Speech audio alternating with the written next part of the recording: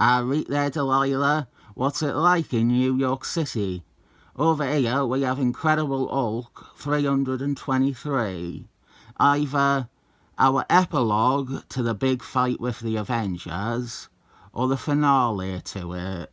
And this one guest stars another Avenger, the Vision. Certain intangibles. I do want to point out, the covers at least, writer-artist Al Milburn, his first few covers, he has tried really hard to make them look like they could be Jason Bourne. The Hulk on this cover, all the detail and definition, it's quite Jason Bourne. Once more, we are continuing directly on from last issue. The Avengers have overcame Hulk and they have got him down. I won't be doing a recap again. There's only so many times I can say Hulk fought the Avengers.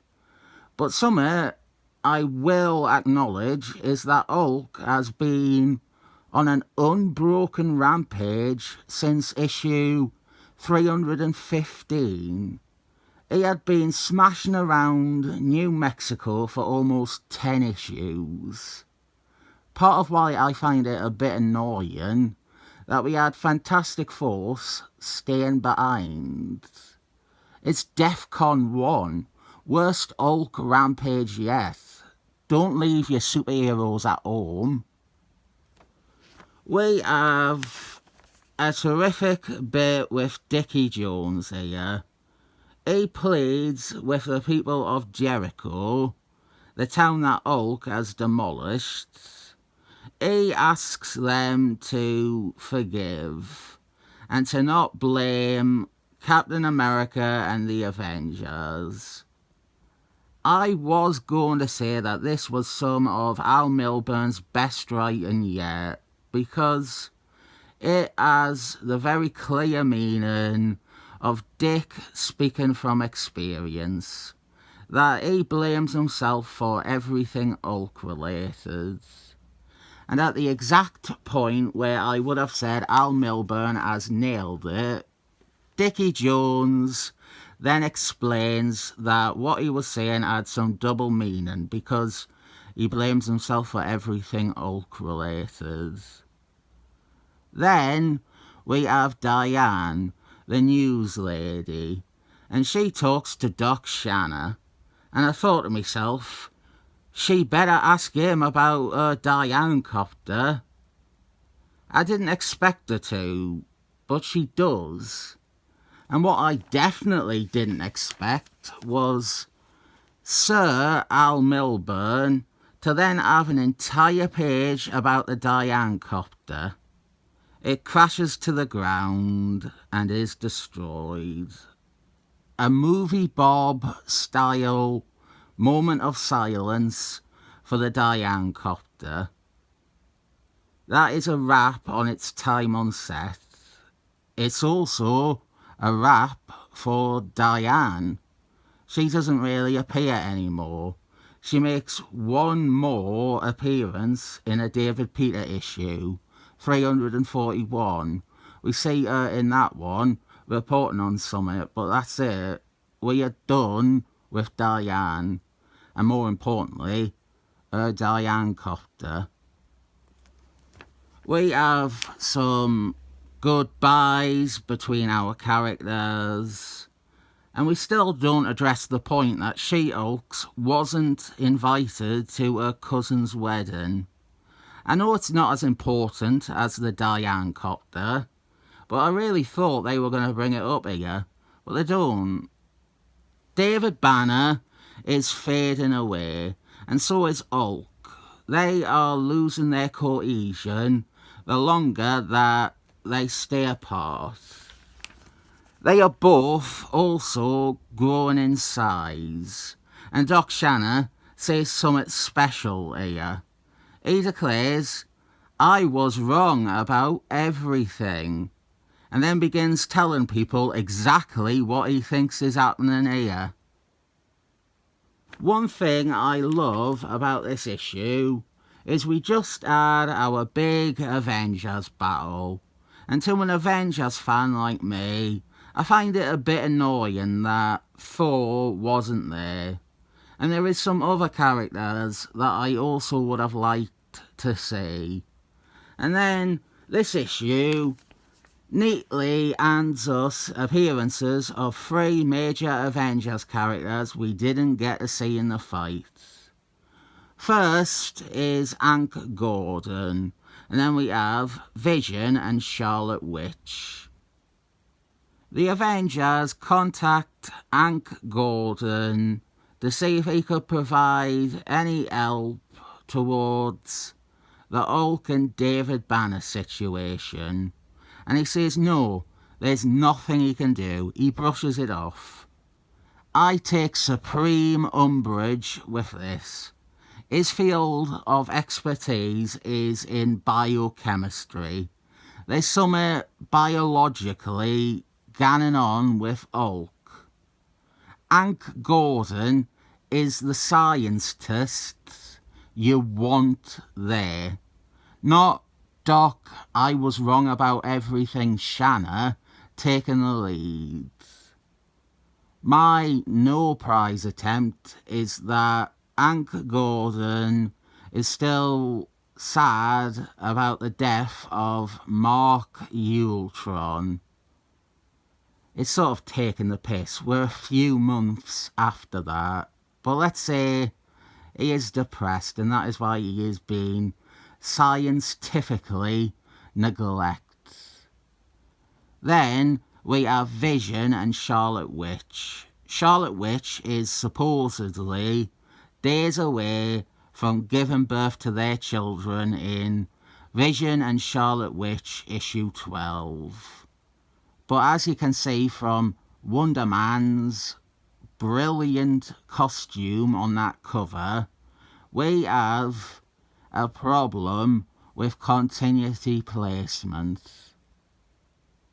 Part of why I talk about placement, at least with shit like Avengers where I know things well, is that there are often big recurring problems with comic book chronology, and websites and projects that have tried to do it tend to have to develop their own set of rules or excuses to not count something. The problem here is we have just seen Wonder Man a few pages earlier, and he wasn't yet wearing his Christmas tree costume. Scarlet Witch's babies are meant to be due, but we've got to fit in several Avengers appearances that account for Wonder Man's costume change. Not just the ones where he changes into that costume, but also any where he is still wearing his harder costume. Unlike Marvel Chronology Project or the Super Mega Monkey website, I believe the only way you truly can appreciate a chronological Marvel universe is as increments. Like, if you are a Captain America fan, you could order Captain America chronologically with Avengers appearances. You could do Iron Man with Avengers. You could go further than 2 titles. Avengers books in general, Cap, Thor, Iron Man. You can make that work. You'll only occasionally have little bits like Wonder Man's costume here, or stuff like the annuals, which are often awkward to place. The serious headaches begin when you try to do everything. This little thing with Wonder Man, you have about 24 of them a year. You have characters retiring or losing their powers, team lineups changing, and one of the biggest things is also observed by this story, and how the Wonder Man problem came to be. The Avengers began appearing in this series with issue 320. The Avengers who appear in this story are based on the Avengers at the time of issue 320. We are now 4 months later. The Avengers are still locked in to being the Avengers as they were at the start of the story. But in those 4 months, Vision and Scarlet Witch have continued to appear in their own series, and so when we get here, their continuity is that she is about to give birth, which is battling with the Avengers we have appearing who are still 4 months ago. Sorry if that is confusing. I think I did cover the exact problem though. Ideally, an editor should have went, "No, Al, don't say that thing about the baby being due. That locks in too specific a time, and we have been juggling about 15 guest stars here. We have to keep it vague to accommodate all of them appearing." I will say I don't much care for Vision as a character, but you will be surprised to hear me say that the 80s Steve Englehart era was probably the closest he got to being worth reading. His brotherly relationship with Wonder Man, that was good. There was him and Scarlet Witch too. Their marriage became more domestic and comfortable.